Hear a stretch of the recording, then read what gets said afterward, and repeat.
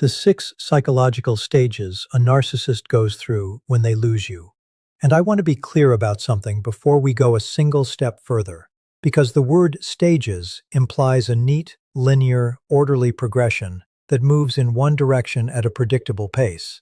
And almost nothing about a narcissist's psychology is neat, linear, orderly, or predictable. So when I say stages, what I actually mean is this: a sequence of internal experiences that the narcissist moves through, sometimes rapidly, sometimes over months, sometimes cycling back to earlier ones without warning, sometimes running 2 or 3 of them simultaneously in a way that looks like chaos from the outside, but has its own internal logic once you understand what's driving it. And understanding what's driving it, understanding the psychological machinery underneath the behavior you've probably already witnessed or are currently watching from a careful distance, is exactly what this episode is designed to give you. Because here's what most content about narcissists losing people gets wrong. It focuses almost entirely on the behavior, what they do, how they act, what the hoovering looks like, what the smear campaign sounds like, what the replacement relationship is designed to communicate. But behavior is just the surface. Underneath the behavior is a psychology that is far more specific, far more fragile, and far more revealing than most people ever get close enough to understand. And by the end of this episode, you are going to understand it completely. So, let's begin. Stage 1 is the one that catches almost everyone off guard, because it is not what people expect the first stage to be. People expect rage. People expect immediate retaliation, immediate smear campaigns, immediate replacement. And sometimes those things do come, but almost never first. What comes first, in the immediate aftermath of losing someone, particularly someone who is a significant source of supply, someone whose presence, attention, and emotional investment genuinely sustained the narcissist's sense of self in ways they were never fully conscious of. What comes first is something that looks, from the outside, almost exactly like indifference. A cool, composed, almost eerie calm. The narcissist goes about their life. They post on social media with a casualness that seems impossible given what just happened. They mention the ending to mutual friends without visible distress. They do not appear to be falling apart in any of the ways you might expect someone to fall apart when a significant relationship ends. And if you are the person who left, watching this from whatever distance you've managed to create, this apparent indifference lands like a confirmation of every worst fear you carried throughout the relationship, that you never really mattered, that the connection was never real, that you were replaceable before you even walked out the door. But here is what is actually happening underneath that indifference, and this is the part that changes everything. What looks like calm is not calm. What looks like indifference is not indifference. What you are actually watching is a narcissist's defense system activating at full capacity in response to a threat it was not fully prepared for. And that defense system is called devaluation. And in this first stage, it is being deployed not against you, not yet, but internally, against the significance of what just happened. The narcissist is not processing the loss. They are refusing the loss. They are, in real time, reconstructing their internal narrative around the ending in a way that strips it of its weight, strips you of your significance within it, reduces the relationship to something that was never as important as it appeared from the inside. At least not to them. At least not in the version they are rapidly assembling to protect themselves from having to feel what it would actually cost them to feel this fully. This is not a conscious process. This is not the narcissist sitting somewhere deciding to perform indifference as a strategy, though it will later become strategic. In this first stage, it is purely defensive. It is a psychological immune system responding to potential devastation with the only tool it has ever reliably had access to: the ability to make something feel like it matters less than it does. Stage 2 arrives when the devaluation stops being enough. And it stops being enough at the exact moment reality begins penetrating the narrative the narcissist constructed in stage 1. This penetration usually comes from the outside, from the absence of the things you provided that they didn't fully register as supply while you were providing them. Not the obvious supply, not the admiration and the attention and the emotional investment that the narcissist consciously enjoyed and consciously sought. The subtle supply. The way you laughed at something they said. The specific quality of your attention when they were talking.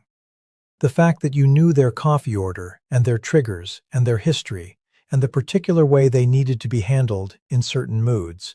The intimate, detailed, irreplaceable knowledge that builds up in a long relationship and quietly structures a person's daily experience in ways they never consciously catalog until it's gone. When that starts being absent, when the shape of the days without you starts revealing all the places you used to occupy that the devaluation narrative conveniently forgot to account for, stage 2 begins. And stage 2 is panic. Not expressed panic, almost never expressed panic, because the narcissist's relationship with vulnerability is far too compromised for that. Internal panic. A sudden disorienting awareness that the thing they dismissed as manageable is not, in fact, entirely manageable. That the supply gap is real. That the loss has dimensions they did not anticipate when they were constructing the indifference of stage 1. This is where the hoovering impulse is born, though it may not be acted on immediately. The narcissist starts tracking you more closely than the indifference performance would suggest. They check your social media with a frequency that contradicts everything they told themselves and everyone else about not caring. They ask mutual friends questions that are framed casually, but are gathering specific intelligence. Are you okay? Are you moving on? Are you with someone? Do you seem like you're doing better or worse? They are not doing this from love. They are doing this from the same impulse that drives someone to keep checking a wound, not to heal it, but to assess its depth, to understand how seriously they should be taking what has happened to them. And what they discover in this monitoring, more often than not, is information that triggers stage 3 immediately and without warning. Stage 3 is rage. And this rage is different from the ordinary anger most people experience in relationship endings, different in its quality, different in its targets, different in its specific psychological function. This is not the rage of heartbreak, not the rage of grief looking for somewhere to land. This is narcissistic injury expressed as aggression, and it is directed outward with a precision and an energy that reveals exactly how destabilized the narcissist actually is underneath everything they have been performing since stage 1. The smear campaign that starts in this stage is not random. It is not disorganized. It targets the specific things about you that the narcissist knows, from years of intimate knowledge, will be most vulnerable to attack. Your reputation with mutual friends. Your credibility in shared spaces. The private things you trusted them with that can now be reframed, taken out of context, weaponized in a narrative where they are the reasonable one and you are the problem that the relationship couldn't survive. This is the stage that the people who loved you during the relationship find most confusing, because the person they are watching construct this narrative is using information and access that only exists because you trusted them. The intimacy of the relationship is being converted into ammunition for its destruction, and the cruelty of that conversion is not incidental. It is the point. Because the rage of stage 3 is not about punishing you, not primarily. It is about restoring the narrative control that your departure threatened. You leaving, especially you leaving with clarity and composure, told a story about who was the problem in that relationship. Stage 3 is the narcissist's attempt to rewrite that story before it solidifies in the minds of everyone watching. But here is what makes stage 3 so psychologically revealing, and what plants the seed for everything that comes after it. The rage is disproportionate. It is almost always visibly, uncomfortably disproportionate to the circumstances and the people watching it, even the people the narcissist is performing it for, even the ones being recruited into the smear campaign, register that disproportionality on some level, even when they don't name it. Because proportionate anger looks like someone processing a painful ending. Disproportionate rage looks like someone who has been genuinely destabilized.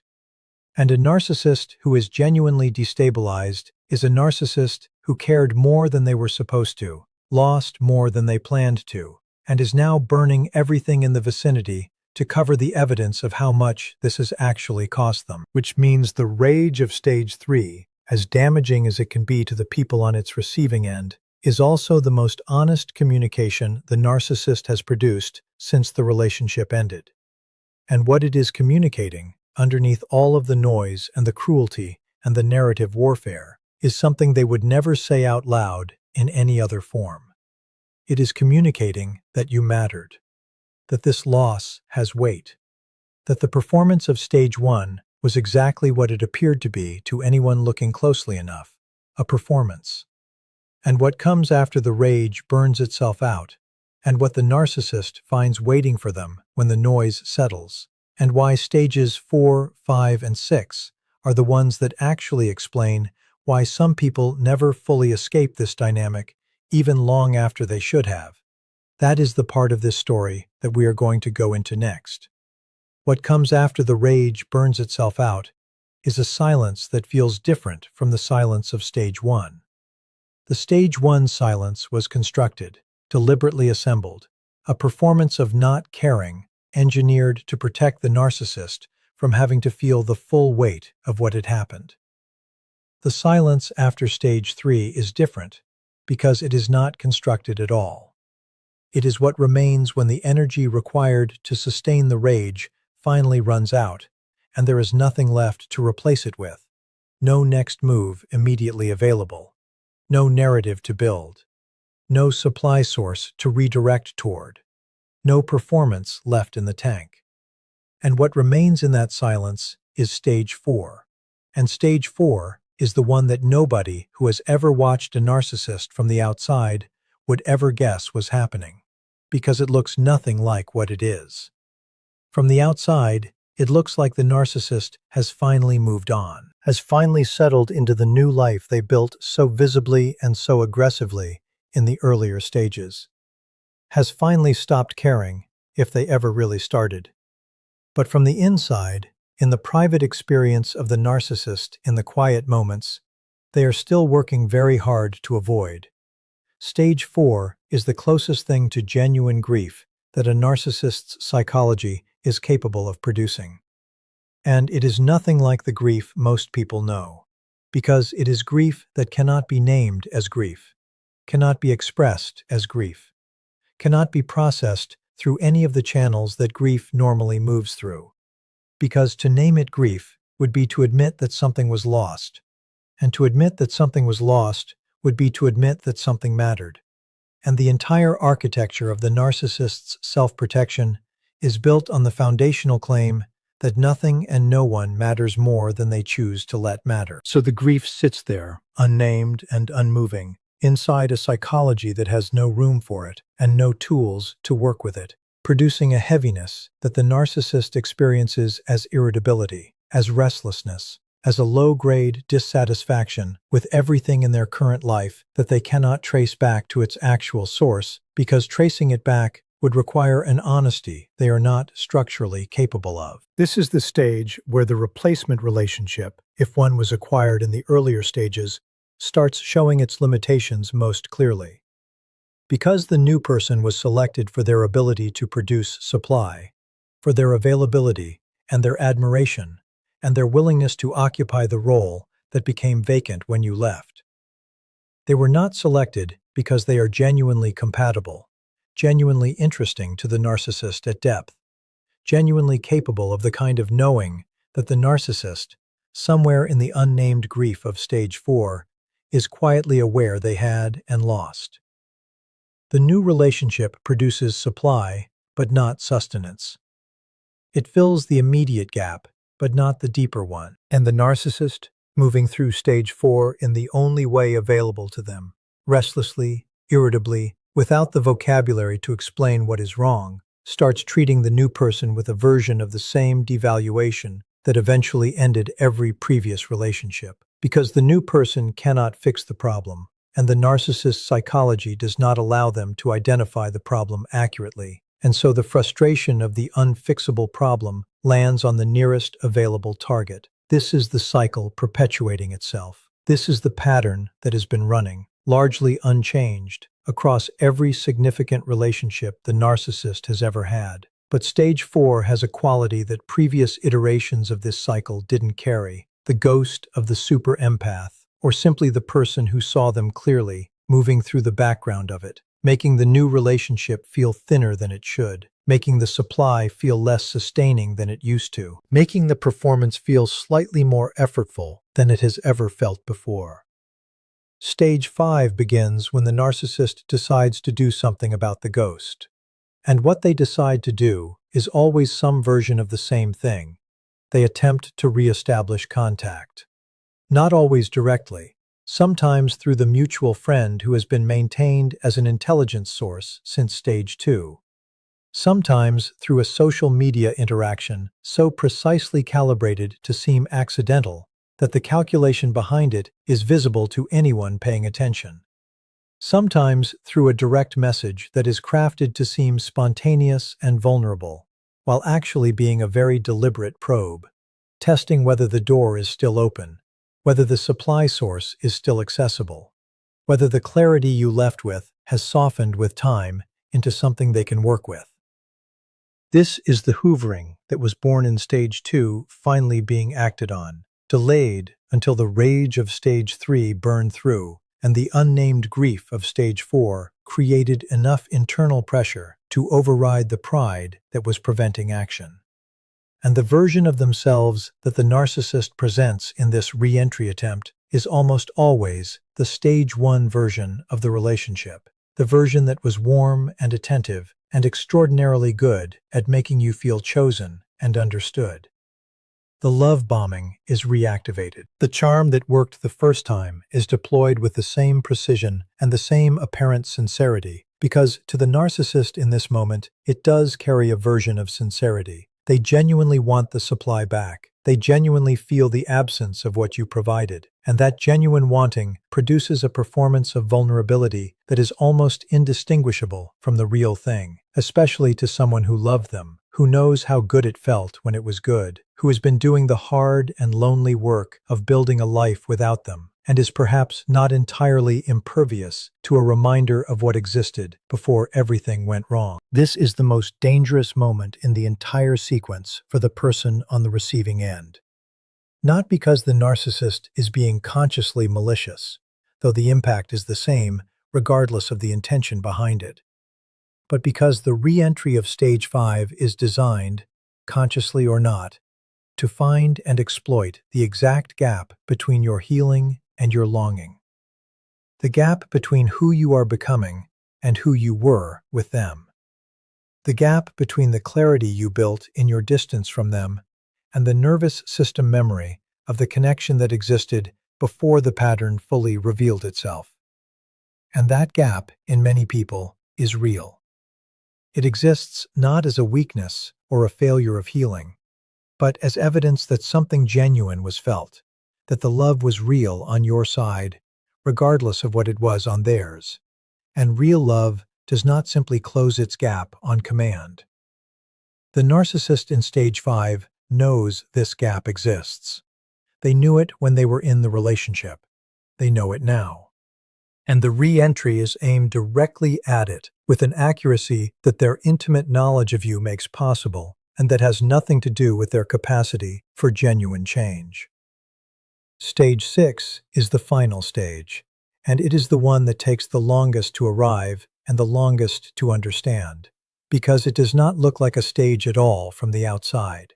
It looks like the narcissist simply continuing their life, moving through their subsequent relationships, building the surface of an existence that appears to have absorbed and recovered from your departure as completely as everything else they have absorbed and recovered from.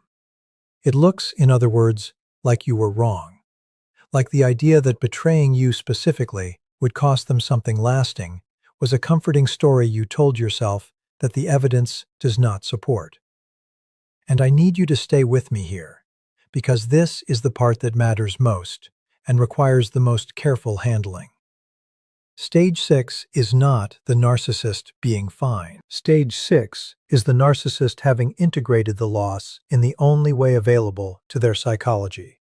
Not by healing it, not by understanding it, not by allowing it to generate the kind of genuine self-reckoning it would generate in someone with a different internal architecture, but by building around it. By constructing the ongoing performance of their life around a space that is shaped exactly like what they lost, that influences the architecture of everything around it without ever being directly acknowledged, that shows up in the patterns of who they choose next, and how those relationships unfold, and what they are always, at some level, looking for, without the self-awareness to name what they are actually looking for, or why. This is what it means when people say certain relationships leave a mark on even the people who caused the most damage within them. Not that the narcissist becomes better, not that they heal in any meaningful sense, but that the encounter with someone who saw them completely, who felt everything fully, who loved them with a depth and an accuracy that their psychology is not equipped to reciprocate, but is also not equipped to forget. That encounter becomes a fixed point in their internal landscape. Something everything else is arranged around. Something that makes the performance slightly more effortful, and the supply slightly less satisfying, and the quiet slightly louder, and the question they cannot ask themselves slightly more persistent in the moments they cannot fill with distraction. They do not recover from you. They reorganize around the fact of you. And the difference between those two things is the entire distance between a person who is genuinely moving forward and a person who is moving but is still, at some level, they will never fully access or admit, circling the thing they destroyed and wondering, in the only way their psychology allows wondering, what would have been different if they had been capable of being different. That question does not have an answer available to them, but it does not stop being asked. And that, quietly and permanently, and without any fanfare or satisfaction attached to it, is what losing you actually costs.